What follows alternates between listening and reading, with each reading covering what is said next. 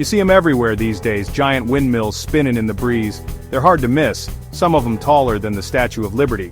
Now most folks know these things generate electricity, clean energy, the kind that helps power our homes and businesses.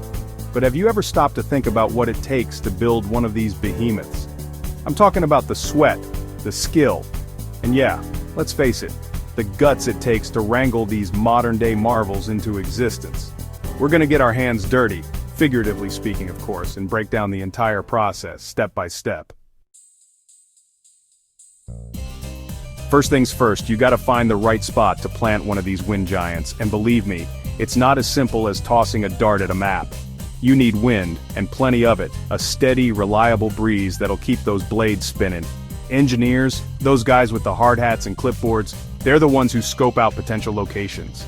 They use all kinds of fancy equipment to measure wind speed, direction, even how consistent the wind blows.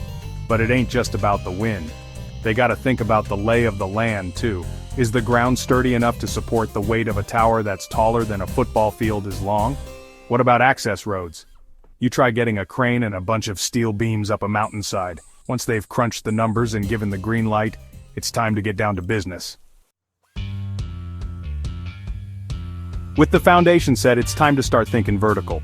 This is where things get really interesting because now you've got to figure out how to get these massive tower sections, some of them weighing as much as a Boeing 737, up in the air and bolted together. And remember, we're not talking about a one-story building here. These towers can be hundreds of feet tall, which means you're gonna need some serious cranage. We're talking about cranes so big, they make the ones you see in the city look like Tonka toys. These are heavy lift cranes, the kind that can lift a tank like it's a feather. The tower sections themselves are usually made of steel or concrete, and they're bolted together with high-strength bolts, the kind that could hold up a suspension bridge. Each section is carefully hoisted into place, and then the real work begins. Iron workers, those fearless souls who don't mind a little height, they're the ones who climb up there and wrench those bolts tight. They work in all kinds of weather too, wind, rain, even snow. Now, the tower's impressive and all, but it's really just the support structure for the real workhorse of this operation, the nacelle. That's the big boxy thing you see at the top of the tower, the one that houses all the important bits, the gearbox, the generator, the control systems, all the brains of the operation. Getting the nacelle up there is no small feat. It's a delicate operation that requires precision and a whole lot of teamwork.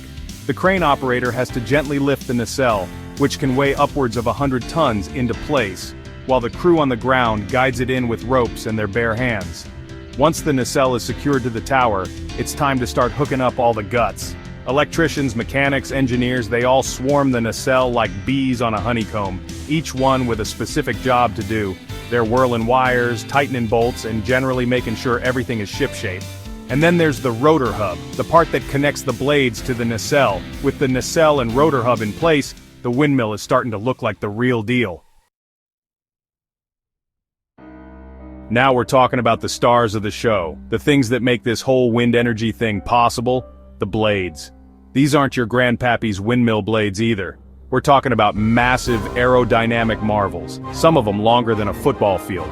They're made of fiberglass or carbon fiber, lightweight yet incredibly strong, designed to withstand hurricane-force winds.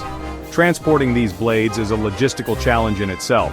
They're often shipped in sections, sometimes from different parts of the world, and then assembled on site. Once the blades are assembled, it's time to attach them to the rotor hub.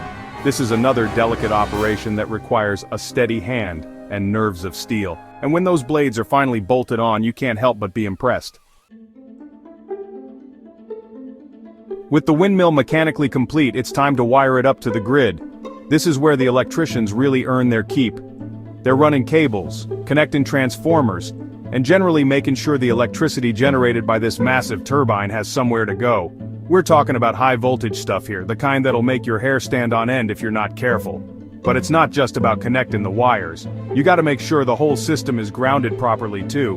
Once the electrical connections are made, it's time for the moment of truth, the first spin. The engineers fire up the control systems, and slowly, almost imperceptibly at first, the blades begin to turn. But before they can start pumping juice into the grid, they gotta put the windmill through its paces.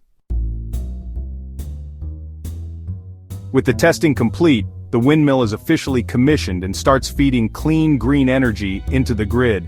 It's a proud moment for everyone involved, from the engineers who designed it to the ironworkers who bolted it together. They've taken a patch of empty land and transformed it into a source of renewable energy, power that will help reduce our reliance on fossil fuels. And as you stand there watching those blades slice through the air, you can't help but feel a sense of awe. It's a testament to human ingenuity, our ability to harness the power of nature and use it for good. But the work doesn't stop there. Once the windmill is up and running, it needs regular maintenance to keep it spinning smoothly. Technicians climb those towers, inspecting blades, checking gearboxes, making sure everything is in tip-top shape. And as more and more windmills pop up across the globe, we're seeing a shift in the way we think about energy. So there you have it, folks. A behind-the-scenes look at the blood, sweat, and gears that go into building a windmill. It's a dirty job, no doubt, but it's honest work, the kind that builds more than just towers and turbines. It builds a cleaner, more sustainable future. These modern-day marvels stand as a testament to human ingenuity, our ability to harness the power of nature and turn it into something that benefits us all. And the best part is, this is just the beginning. As the technology continues to evolve, we're going to see even bigger and better windmills, capable of generating even more clean energy. We're talking about offshore wind farms, harnessing the power of the ocean winds, and airborne wind energy systems, capturing the high-altitude breezes. The possibilities are endless, but it's not just about the technology, it's about the people. So, there you have it. The next time you see a field of these gentle giants, silently spinning in the breeze, you'll know the grit and ingenuity that went into putting them there. It's a testament to the power of human innovation and a big step towards a cleaner, greener future. And that's how a windmill is built. From site selection to power generation, every step is crucial in harnessing wind energy. What do you think about wind power? Let us know in the comments, and don't forget to like, share, and subscribe for more amazing engineering insights.